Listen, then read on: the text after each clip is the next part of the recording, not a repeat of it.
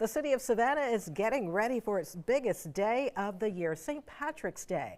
While thousands of people celebrate downtown, one city team is already preparing for the cleanup. More than 100 sanitation workers will start their shift before sunrise, working through the day to keep streets, squares, and the parade route clean. WSAV's Isabella Baez spoke to the city's solid waste director about how they prepare for one of the busiest days of the year. That's right, Tina. They call this holiday their Super Bowl, as over 100 sanitation workers begin their shift at 3 a.m. tomorrow, ensuring the city is clean before, during, and after all the St. Patrick's Day festivities. Our goal is to make sure when you wake up the following day after St. Patrick's Day is that you wouldn't even notice it's here. Even though we had a wonderful event the day prior, the next day you're like, oh wow, did anything even happen here in Savannah? Senior Director of Solid Waste, Hannah Andrews, says him and his team have been planning for the St. Patrick's Day holiday since the beginning of this year, saying it's a 2-day operation with long hours. His sanitation team have 2 separate missions: downtown cleanup along the parade route and squares, and street sweep, focusing on cleaning up the right-of-ways and River Street. We usually clean from 3 to 6 in the morning, and then we go and then we have a meeting spot where we meet and we have conversations about what we're going to do next. We usually run to 4 p.m., 5 p.m., just depending on how long the parade is and when the parade stops. At that point, that's when we gear up and we do light cleanup, because the next day is when we really hit it.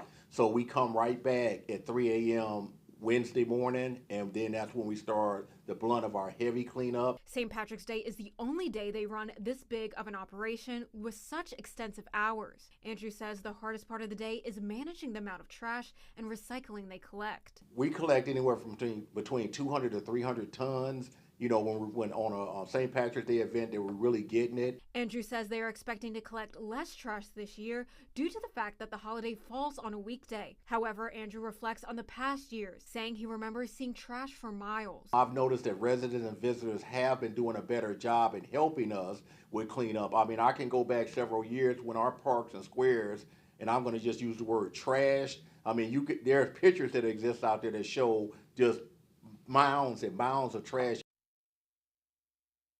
Andrew asks if you are participating in any festivities to do your own part, saying if you can pick up after yourself, you can help make their job much easier. As well, Baez, WSAV News 3 on your side. Thank you, Isabella. And of course, a big component of your St. Patrick's Day plans is the weather. We are joined now by Storm Team 3 meteorologist Jeff Vorick. And Jeff, it's going to be a cold start tomorrow morning.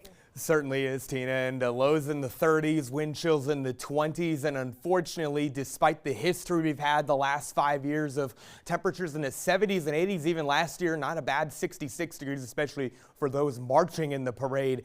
Tomorrow's going to be a bit rough. I'll just say that right now. 56 degrees the forecast high temperature. Breezy winds out of the northwest are just going to add, well, a wind chill factor to start, but then just make it feel awful, even when wind chill is not necessarily a thing once you get past about the 40 to 50 degree mark. So cold front has now moved offshore. Showers and storms with it are now east of the Outer Banks of North Carolina, and of course moving southeast across the Florida peninsula.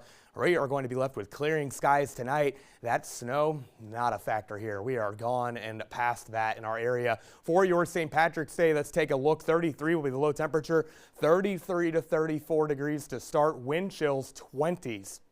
Bundle up. And that means head coverings, face coverings if you don't like it, right?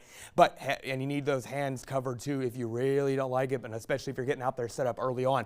Middle of the day, temperatures are just going to take a while to warm up, but eventually we find highs getting into the 50s. 56 will be the high temperature. It just will not be a comfortable one. Winds do back off for any plans after the parade. We're going to have a pretty decent one shaping up with a cool but manageable evening as winds back off.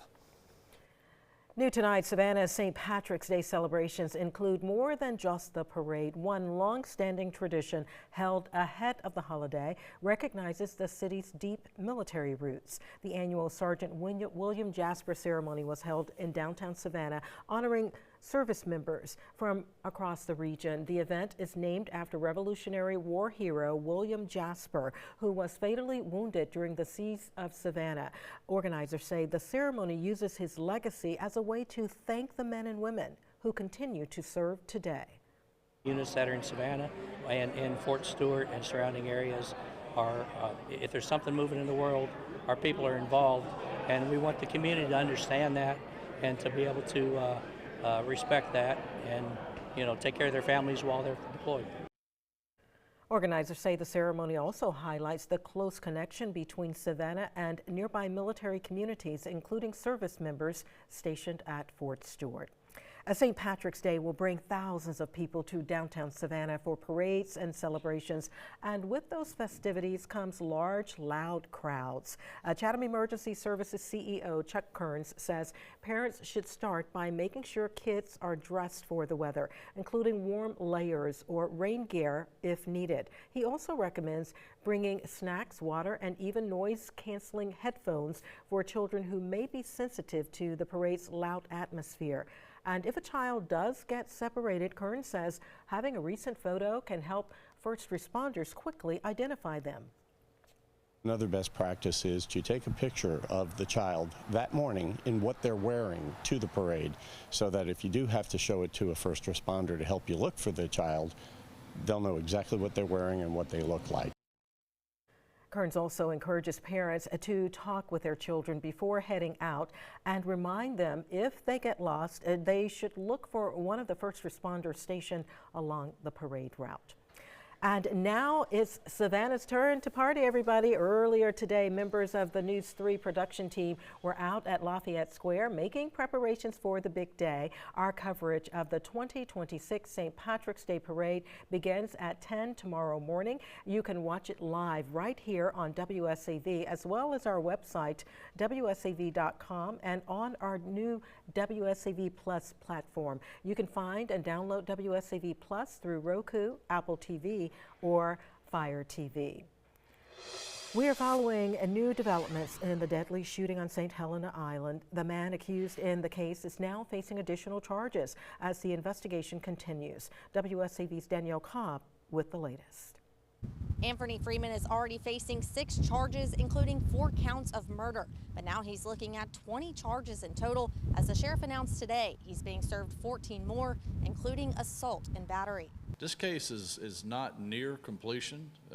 We probably have found our way about midway through. At the halfway point in the investigation, the Beaufort County Sheriff's Office announced new charges against Anthony Freeman, who allegedly opened fire at Willie's Bar and Grill in October of last year, killing 4 people and injuring 14 others in the act. It was the appropriate time, with the evidence that we have compiled throughout the course of this investigation, to bring these charges forward. Freeman is being served 14 first-degree assault and battery charges for the 14 people injured. A grand jury has already indicted Freeman on other charges, including murder, aggravated breach of peace, and possession of a weapon during a violent crime. He will soon face trial on those charges. Could there be additional charges? We'll just have to find that as we work through the process. The sheriff's office continues to investigate into the shooting, including on their previous claims of a third shooter. So far, they have not made any new arrests in connection with the shooting. We continue to implore with the public to come forward with any additional information that they have, whether they believe it's minor or major.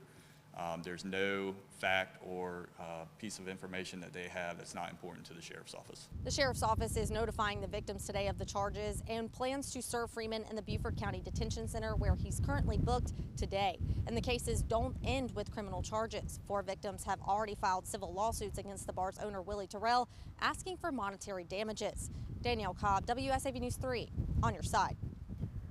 Developing now in Savannah, Savannah police are asking for the public's help after 2 separate shootings this weekend. The first happened just after midnight Saturday near Ann and West Bay Streets. Police say officers found a man with a gunshot wound to the chest. Emergency crews provided first aid at the scene before he was taken to the hospital for treatment. Then later Saturday afternoon, officers responded to another shooting in the 700 block of West 37th Street near Florence Street. Police say a man was found with non-life-threatening injuries and was taken to a hospital. While investigating that scene, officers also discovered a home in the area that had been damaged by gunfire. If you have any information that can help police in either case, call Crime Stoppers at 912-234-2020. The RBC Heritage Tournament is about much more than golf. The charity it benefits, the Heritage Classic Foundation, is making a difference in the lives of the next generation of future leaders from the Lowcountry. Today, 11 students from 5 different high schools were awarded between $16,000 and $20,000 through the scholarship program. The teams were given the awards based on their academic success, community service, essays, and financial need. All of them say it was an honor to be chosen for 4 years of hard work, and it will make a big difference in their future.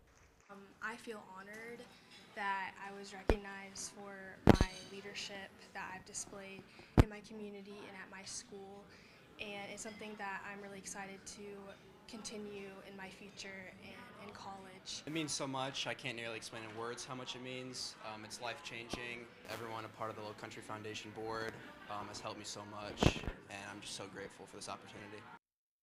In all, the Heritage Classic Foundation will help 49 students this year, giving out $194,000 in scholarships. Since 1987, the group has raised and donated nearly $61.8 million for charities and students in the Lowcountry.